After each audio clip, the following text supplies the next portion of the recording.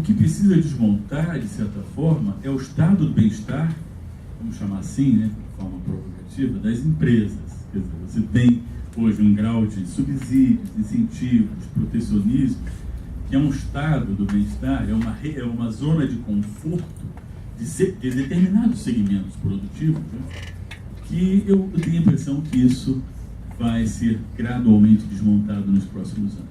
Quer dizer, de tal maneira que a gente possa ter um pouco mais de racionalidade na gestão das finanças públicas e o setor privado ir para a luta, com abertura.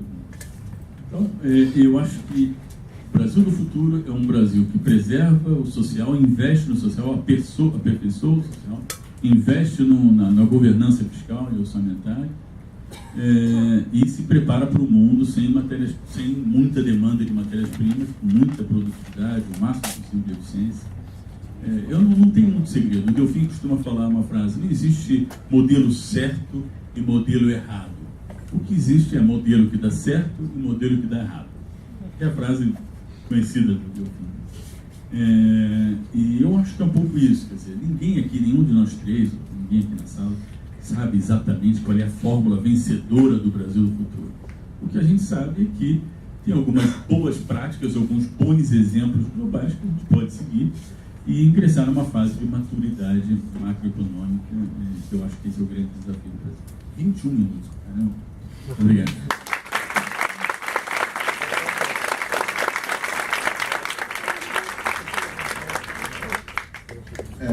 Bom, não deu muito certo a ideia de mandar as perguntas aqui para frente, então nos enviaram 3 perguntas e eu sugeri, na verdade, que quem mandou fazer a pergunta, eu posso ler. Pode ser? A ideia, na verdade, se vocês acharem que é boa, fazer rodada de 3 perguntas e aí 5 minutos para responder. Pode ser?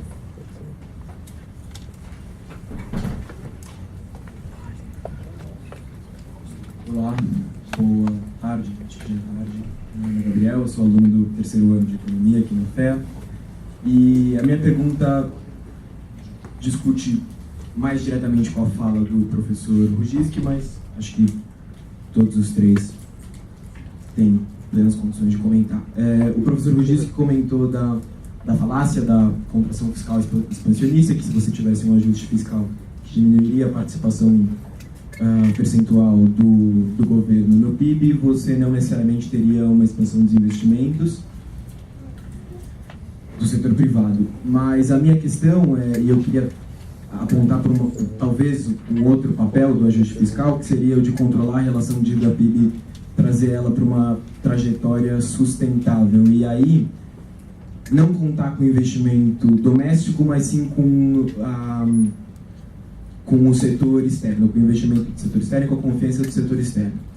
A taxa, o rating de confiança da dívida soberana brasileira ainda não se alterou, mas está lá no fio da navalha e, portanto, o ajuste não teria justamente o papel de, a médio prazo, trazer uma maior sustentabilidade para o gasto público brasileiro e fazer com que o investimento público tivesse maior possibilidade a médio prazo? Acho que essa é a minha questão.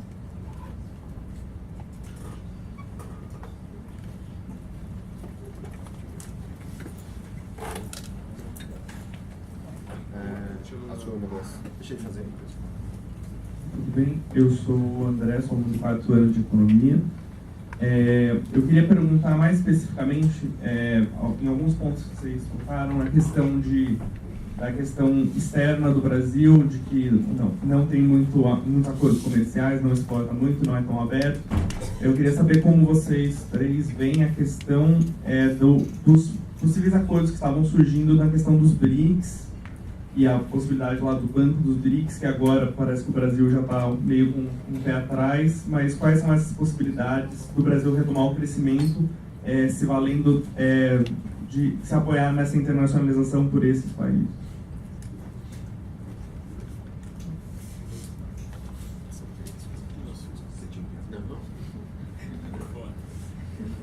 Bom, primeiro lugar, obrigado aí também, agradecer a presença de todos os convidados, também todos que vieram assistir. Acho que é raro os eventos na FEA ficarem lotados assim, então acho que é importante ressaltar isso. Minha pergunta, desculpa, professor, mas eu vou repetir aí também em relação à sua fala, professor Fernando Rujitsky.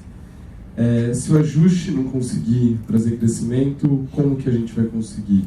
No sentido de que, concordando ou não, os ratings e as expectativas com o ajuste tiveram aí uma trajetória de melhora e pareceram, talvez não sejam suficientes, mas pareceram esboçar uma previsão melhor para o crescimento. E eu acho que, na verdade, a grande pergunta é como que a gente vai superar esses desafios dentro do paradigma da heterodoxia sem uma greve de investimento. E ainda mais, acho que no momento mais difícil do que foi no passado, dado a própria conjuntura política do nosso Congresso e, enfim, isso.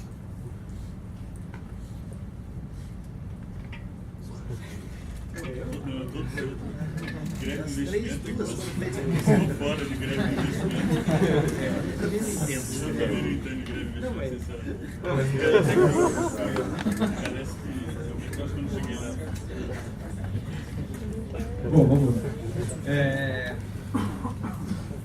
Vou tentar responder o Gabriel e o Rodrigo juntos, né? Porque são das agências de rating. Eu não guardo grande simpatia pelas agências. Eu acho que elas são os bloqueios mais relevantes à possibilidade de política democrática, né, que a gente vive. Mas, enfim, e é, claro, politicamente compreensível, mas não deixa de trazer uma certa perplexidade como elas conseguem manter essa credibilidade depois de sucessivos pontos, né? Mas, tudo bem. Vamos partir da hipótese de que vocês estão certos, de que só a indicação do Levi já é um choque de confiança excelente, ainda se ele colocar a relação dívida-PIB numa trajetória ótima, daí a gente vai consolidar o grau de investimento, vai chover dinheiro de fora no Brasil, e daí tudo bem que os brasileiros não investam, porque daí os gringos vão todos investir e a gente vai ter uma trajetória de crescimento brilhante. Não precisa de grande radicalidade para você colocar umas questões sobre esse argumento, né? Basta você ser, por exemplo, o professor Bresser Pereira, para você pensar que esse crescimento com poupança externa pode ser bem complicado, né? Se a gente for tentar sustentar uma trajetória de crescimento com investimento direto estrangeiro, a chance disso implicar um aprofundamento, se a gente for tentar fazer isso de forma mais ainda, sei lá, profunda do que a gente já faz, né? A chance disso implicar um aprofundamento da nossa sobrevalorização cambial estrutural, né, e reverter a desvalorização que a gente está vivendo hoje, é grande. Eu tenho as minhas questões sobre se basta uma política bem comportada para gerar crescimento, né? Eu acho que dificilmente um país com 200 milhões de habitantes consegue gerar uma trajetória de crescimento sustentável sem uma indústria pujante consiga puxar a produtividade da economia para cima. Se a gente tem uma estratégia de crescimento que aprecia o câmbio e que, portanto, coloca em risco a competitividade da nossa indústria, daí não sei exatamente se essa é uma estratégia muito boa, né? Sem falar que muita gente argumenta que uma parte da vitória, digamos, ideológica no debate público do ajuste vem dessa história de que saiu completamente de controle a nossa relação dívida-PIB. De fato, o ano passado a gente teve um déficit primário grande e tal, por várias questões. Mas mesmo se a gente olhar a dívida bruta, não está lá numa trajetória assustadora, né? Essa crise fiscal a gente deveria examinar melhor para ver o quanto que ela é real, o quanto que ela é imaginária. Daí, o outro lado vai falar, olha, não, mas a nossa dívida talvez não é tão grande quanto de alguns outros países, mas nossos juros é muito alto, isso foi um custo muito grande. Mas quem disse que uma coisa é causa da outra, né? Será que o nosso juros muito alto não tem que ver com os problemas e os dilemas da nossa política monetária, e tem que ver com o tamanho do nosso PIB, coloca outras questões. O nosso debate político-econômico muitas vezes se faz, assim como todo brasileiro e brasileira tenta ser técnico de futebol, também tenta ser ministro da Fazenda, né? Assim, estão fazendo tudo errado, mas dá uma mudadinha na tática aqui, resolve e tal. Eu não tenho respostas fáceis, né? A resposta fácil vai ficar na polaridade que me parece equivocada entre o ajuste e a nova matriz, ou o ensaio desenvolvimentista. É difícil. Não vai ser fácil a gente ter uma estratégia de crescimento vigoroso com a economia que a gente está herdando desses últimos 30 anos de crescimento baixo, com os impactos que isso teve sobre a estrutura produtiva, a capacidade de gerar aumento de produtividade, né? Uma parte do que importante do aumento da taxa de investimento em 2006 e 2010 foi investimento público. É uma parte que é particularmente sujeita à tesoura nesses próximos 2 anos, né? Talvez não seja o melhor caminho também, né? Se a gente vai tentar depender menos das flutuações do investimento privado, talvez a gente precise usar mais investimento público como indutor. Como fazer isso? É uma pergunta mais difícil. Abertura, fala só um pouquinho de abertura, então. Cuidado que meus 2 colegas aqui de mesa falaram bastante de abertura e eu não. Eu tenho minhas dúvidas também de que, longe de mim ser super a favor de uma economia super fechada, cheia de barreiras, mas eu tenho minhas dúvidas também de que essa representação dos últimos 10 anos é super correta, porque não só o país, simplesmente o dado de corrente de comércio é um dado um pouco enganador, porque a gente é um país muito grande, né, e qualquer trabalho econométrico que relaciona a abertura com o crescimento olha para variáveis geográficas e coloca o Brasil numa posição um pouquinho melhor, mas, enfim, só ameniza um pouco a questão. E a outra questão é que, ainda que a gente tenha muitas barreiras não tarifárias, tipo política de conteúdo local, essas coisas, a gente teve um câmbio super apreciado por 10 anos. Falar que a produção...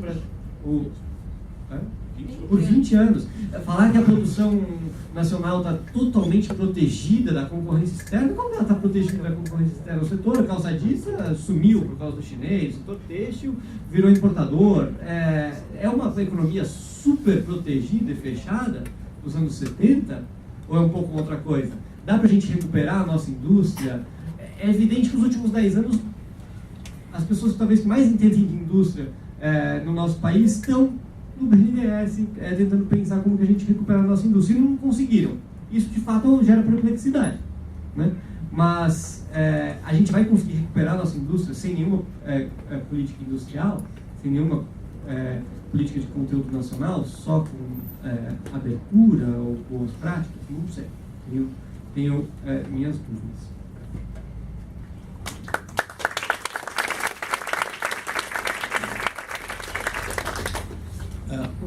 A pergunta que você fez é mais específica em termos de abertura sul-sul. Tá? O conflito é muito maior aí, a concorrência entre as economias é muito grande. E eu diria o seguinte, o ministro de Comércio Exterior da Índia, quando teve aqui, inclusive foi muito mal educado, falou, olha, nós não temos por que fazer acordo com o Brasil, porque a gente não tem nada em comum. Tá? Então, isso é um bom discurso, mas na prática não avançou nada. Então, não acredito que venha num acordo sul-sul uma abertura. O que estava mais negociado, já tinha listas com cronogramas de redução de impostos, era um acordo com a União Europeia, que eu não consigo entender racionalmente por que não foi para frente. E a única explicação só pode ser política. Em alguma hora você desiste disso por algum tipo de pressão, por alguma mudança de critério. Tá? Então, eu viria da seguinte forma: claramente você tem um problema de geografia. O Brasil dificilmente vai ser um país com uma vertente asiática, que os Andes não deixam. Certo? Você tem uma barreira fantástica. E nós somos um país atlântico. Tá? Então, a nossa trajetória é aqui no hemisfério e com a Europa preponderantemente para começar o jogo. Tem uma outra etapa a pensar em Ásia do ponto de vista de inserção internacional. Eu diria o seguinte, está tudo conversando com todo mundo, América do Norte conversando com a Europa, com a Ásia, por que nós vamos ficar fora disso aí? Porque nós vamos participar do famoso desvio de comércio. Nós vamos ficar fora. Porque quem tiver uma vantagem vai deixar a gente de lado, mesmo que a gente tenha concorrência. Nós fizemos estrategicamente um erro. Nós apostamos em Doha, abertura multilateral. Isso não vai sair, já está há quanto tempo? 13 para 14 anos a negociação. E não vai terminar.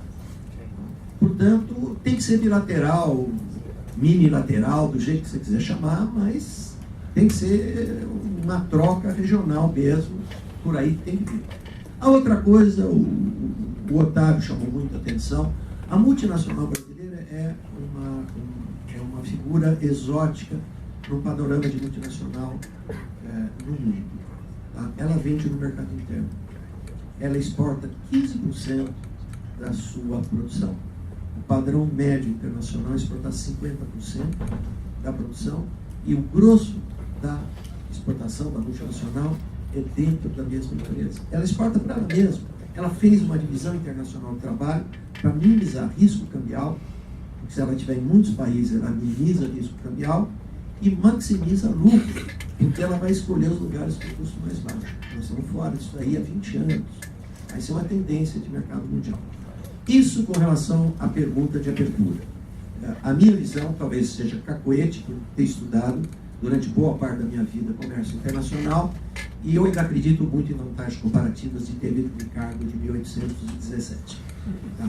E vou dizer o seguinte, e fiquei muito mais convencido disso num depoimento do Paul Samuelson, dizendo o seguinte: olha, tem poucas coisas que são verdadeiras em economia, agora vantagem comparativa não tem como brigar.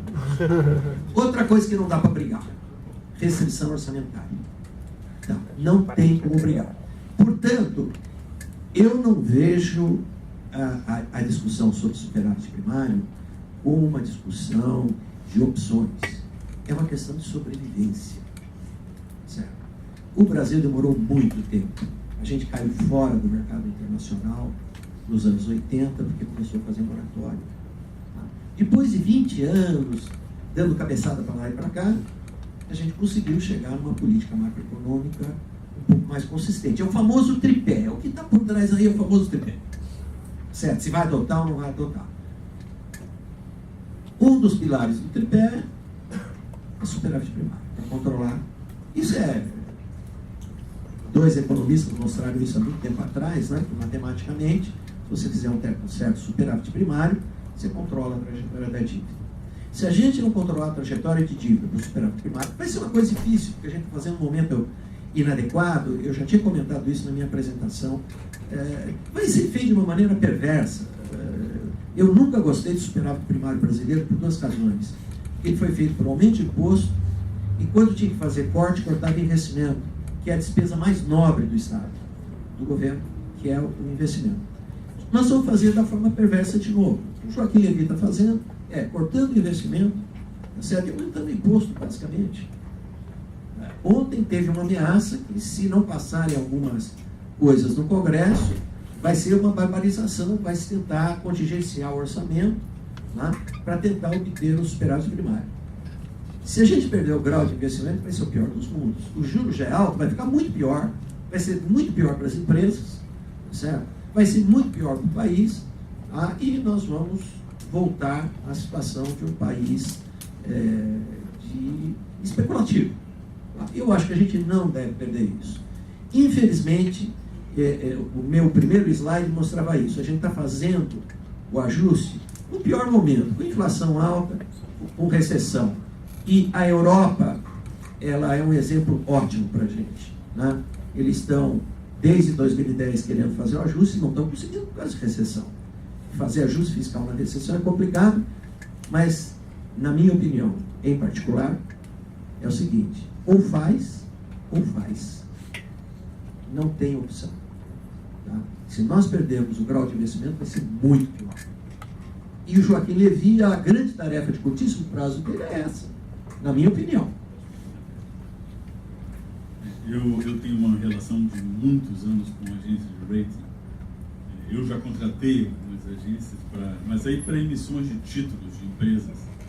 no caso estatais, eu trabalhei alguns anos na CESP, na Congás, fiz muitas emissões, e elas prestam um serviço extraordinário, elas nos ajudam a vender esses papéis, a emissão de papéis no mercado internacional, que são aquela chancela em relação à capacidade de pagamento.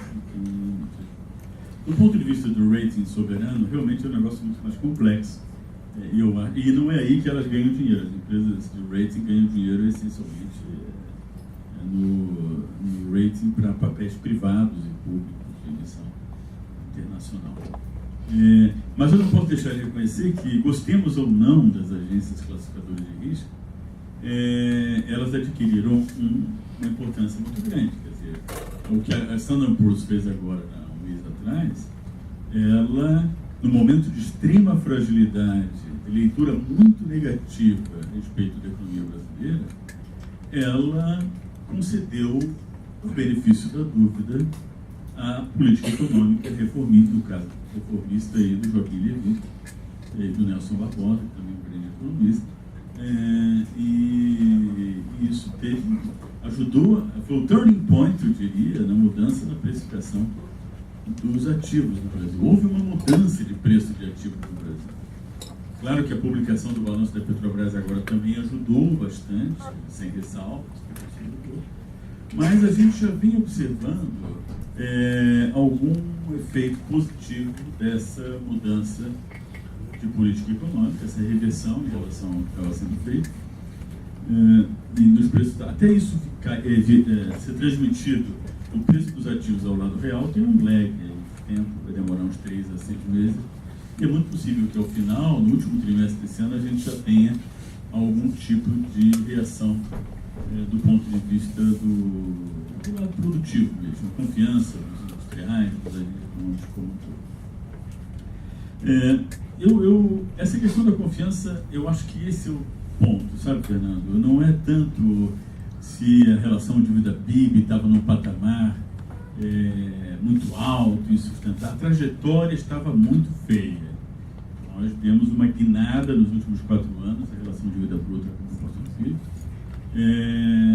Mas o problema do Brasil não é tanto a necessidade, temos que fazer o primário, de fato, temos que fazer o primário de 1,2, eu acho que não vamos conseguir, mas vamos chegar perto. A mudança de atitude, que eu acho que é mais importante, muito mais importante do que a meta fiscal, é você perseguir aquilo que eu chamo de consolidação fiscal, ou seja, você começar a criar regras intertemporais para evitar que o nosso fiscal saia do controle, né? A relação incestuosa do Tesouro com os bancos públicos, né? Acho que você precisa, de fato, cortar, e já cortou, já foi aprovado no Congresso, a LDO aprovada, já proíbe nos próximos 3 anos qualquer financiamento do Tesouro ou BNDES ou Banco do Brasil ou a Caixa.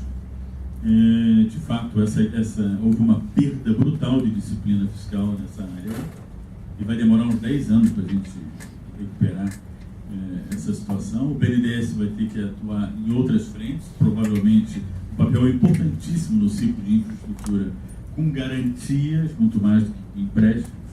Eu não tenho dúvida quanto a isso. Eu não vejo tanta discordância entre o Luciano e o Joaquim Levy nessa área. Joaquim Levy, que vai ser de passagem, é o novo presidente do Conselho de Administração do BNDES. Então há uma perfeita sintonia. Mas vai demorar um tempão até você conseguir cortar essa relação incestuosa que houve entre o Tesouro e os bancos públicos. Não estou aqui negando a importância do BNDES ou do papel do governo. Eu acho que não há investimento em infraestrutura sem importância do governo, não tem como, mas o papel protagônico tem que ser do setor privado. Não tenho dúvida a respeito disso, e eu tenho a impressão que nós vamos ter aí um anúncio de um novo ciclo de concessões de investimentos públicos que vai se despreocupar com a questão da taxa interna de retorno dos projetos. O que acontecia? O governo fazia um jogo de faz de conta, porque propunha uma taxa de retorno ridiculamente baixa e o BNDES compensando essa baixa taxa de retorno com uma participação muito grande. Agora, sem BNDES, o que vai acontecer é que nós vamos ter, sem BNDES, sem o mesmo peso do BNDES que nós temos, nós vamos ter uma taxa de retorno mais atrativa para o investidor privado. Então, não é que o ciclo de infraestrutura que o Brasil tende a entrar daqui para frente vai ser unicamente privado. Não, é impossível. Infraestrutura é um negócio muito grande para ser só privado. Você precisa, de fato, de uma complementação de governo, particularmente da nossa agência mais importante, que é o BNDES. Mas o que houve na gestão Guido Mantega, que é meu amigo pessoal, eu tenho um maior carinho e estima por ele, mas foi o desprezo pela questão da confiança. Quer dizer, acho que confiança, o Larry Summers, ex-secretário do Tesouro dos Estados Unidos, tem uma frase muito simples, que eu acho muito verdadeira, que é: confiança é a forma mais barata de estímulo econômico. Sem confiança você não vai a lugar nenhum, você não faz nada. E confiança é de graça, não custa. Alguém tem um custo político de você ter a confiança. Isso é desprezível, esse custo político é desprezível.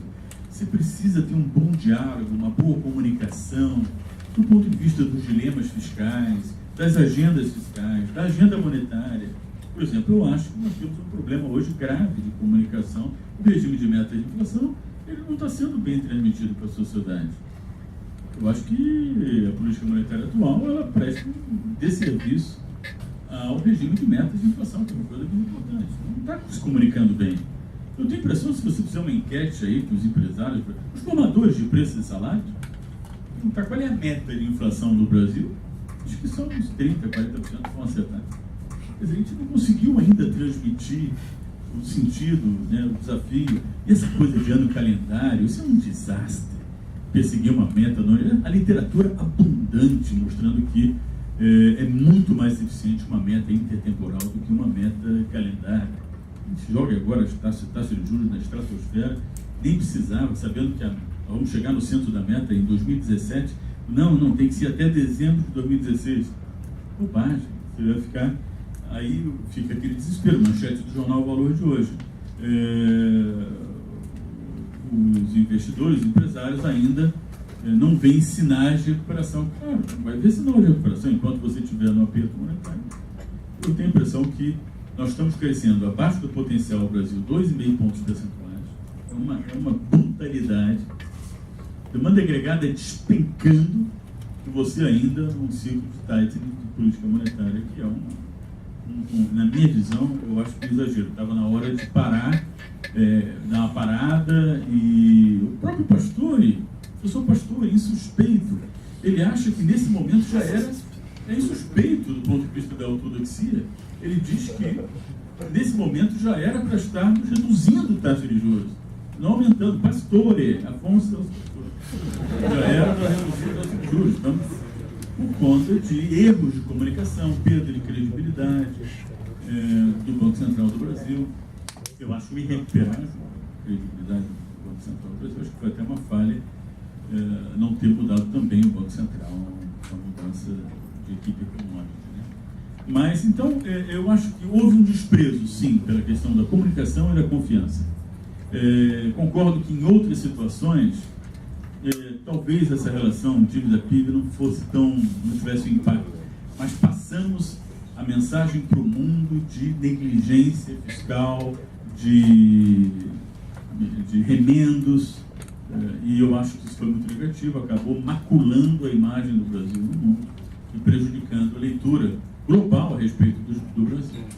E o crescimento brasileiro também foi muito afetado pela desaceleração global também. Hoje nós fizemos um exercício de manhã lá